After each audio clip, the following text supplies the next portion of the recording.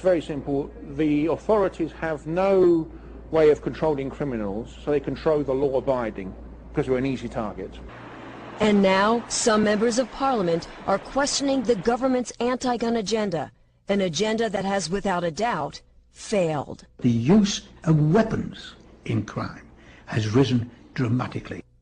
And it's very difficult to get government departments to openly accept the fact.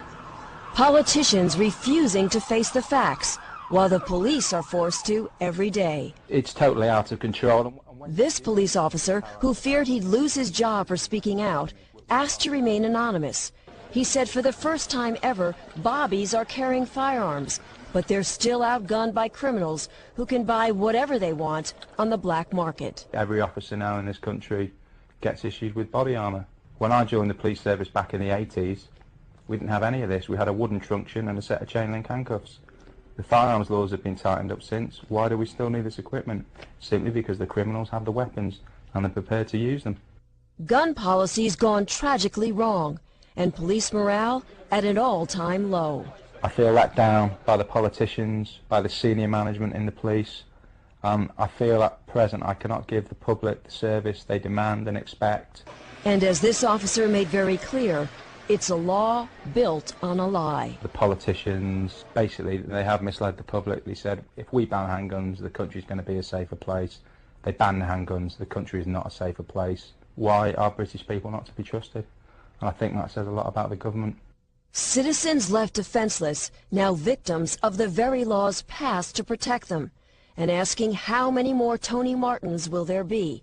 Martin, a Norfolk farmer, was forced to protect himself when no one else would, not the police and not the British justice system.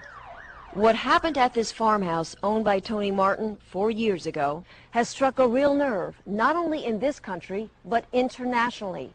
2 men broke into Tony Martin's house. Both of them were shot. One of them was killed. And the man who fired that gun, Tony Martin, was initially sentenced to life in prison for murder. But many people think Tony Martin should never have spent 1 day in jail. They say he was just an innocent man protecting himself and his property.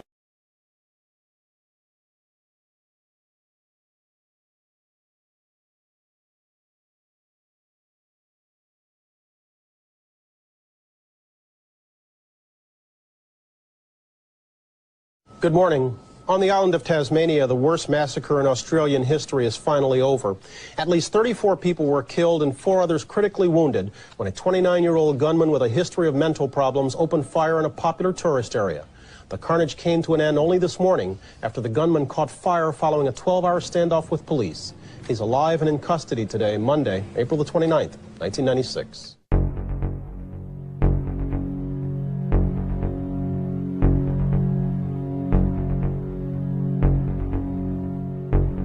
I would say that the politicians in this country, in Australia, have missed the boat entirely, and they've harmed a lot of people who didn't deserve harming with their laws and their approach to it.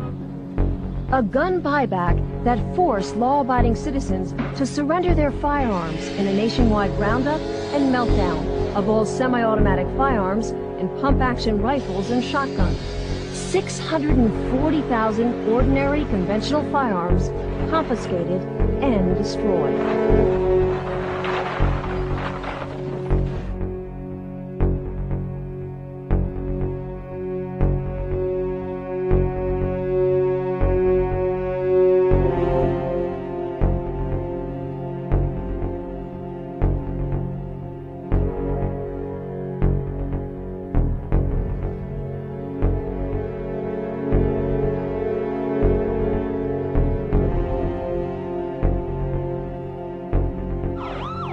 Cold, hard facts the anti-gun forces can no longer escape.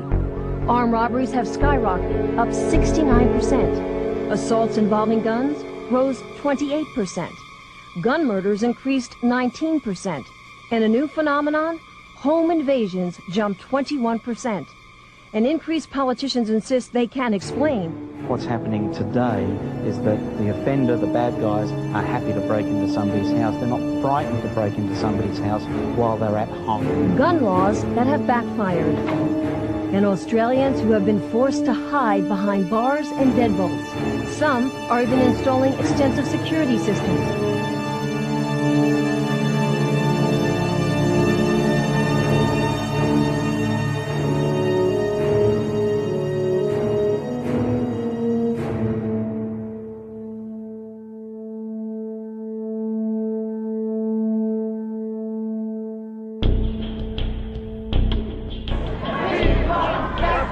It's disgusting that almost every day we learn of another person being terrorised, robbed and attacked in their home. For Christ's sake, get a bit of vision. Carrying signs and chanting, "We want justice," more than 2,000 angry Australians delivered a personal message to Parliament's doorstep. They're fed up with false promises and sick and tired of living in fear.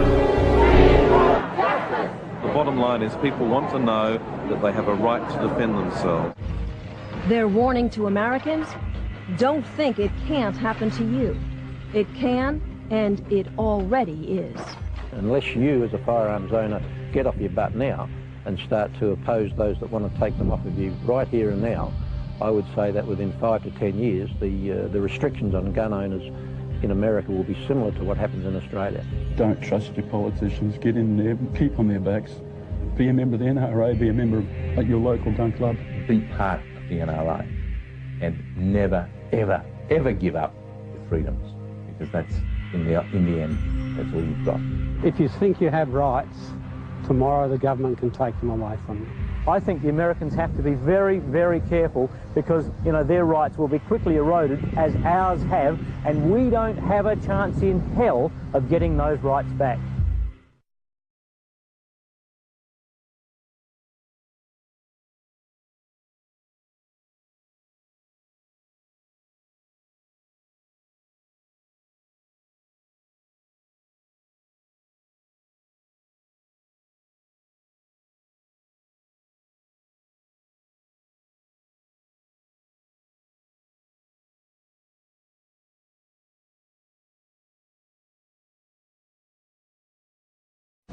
Humans, for the most part, don't have a clue. They don't want one or need one either. They're happy. They think they have a good bead on things.